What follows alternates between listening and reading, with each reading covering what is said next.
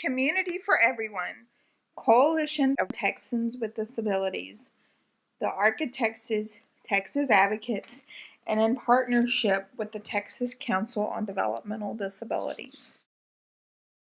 Community services like waiver programs are Medicaid-funded services that allow an individual with a disability or a senior to live independently in the community of their choice with the necessary supports provided. Waiver and community-based state plan programs like HCS, CLASS, DBMB, STAR Plus, MDPC, CAS, and CFC provide services such as attendant care, supported employment, residential services, such as group homes, specialized therapies, and other supports based on the program and the individual's needs. In Texas, waivers and community-based state plan programs provide the only comprehensive service options outside of institutions.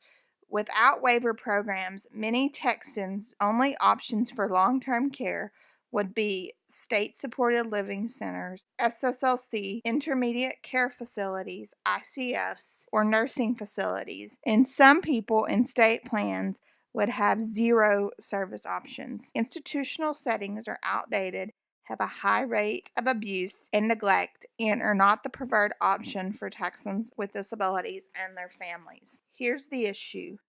The state of Texas continues to prioritize institutional settings over community services. Texas continues to spend almost half of its budget for disability services on the small amount of people living in institutions, while more and more people wait for services on long waiting lists. Here are some important ways legislatures can redistribute funds to provide more choices and better services. Pay community attendants more. Attendants help people with disabilities and seniors with tasks they may not be able to complete by themselves. Examples include getting out of bed, toileting, cooking, and shopping. And good attendants mean better health, less serious illness, injury, fewer ER visits, and fewer unnecessary institutionalizations. All of the community programs in Texas provide personal assistance services or attendance services. Most of these pay attendants a wage that is lower than most fast food and retail stores, making it very difficult for people with disabilities to find and keep good attendants. In fact, wages have not kept up with inflation and have actually gone down since the late 60s. If the state legislature chose to, it could raise the wages of the lowest paid attendants. With growing demand for attendance, it's more important than ever the state support this workforce. Next, we know that waivers can help people with disabilities live independently in their community of choice. But not everyone who qualifies for a waiver receives one. In fact, over 132,000 Texans are waiting for community services right now. Many wait up to 12 years for services. There is no wait for an institution, yet the majority of Texans with disabilities choose to wait instead of an institutional placement.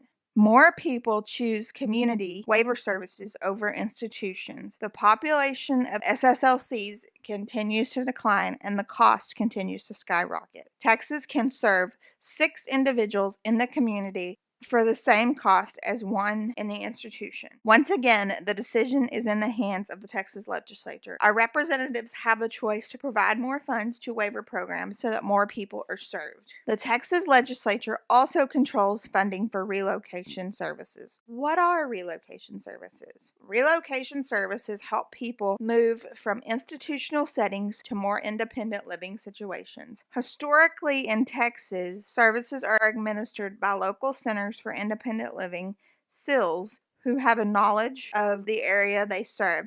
Ultimately, investing in relocation services saves the state a lot of money. To recap, the majority of Texans with disabilities want to live in their community rather than costly institutions. Individuals and institutions can receive help relocating and stay in their community with the help of community waivers, which provide support like community attendance services. But the state must decide to prioritize community and fund the services and supports that allow an individual to live as independently as possible wherever they choose to live. You can make a difference by raising your voice, telling legislators what Texans want and need. If you haven't already, contact CTD, the ARC of Texas, and or Texas Advocates to get involved today.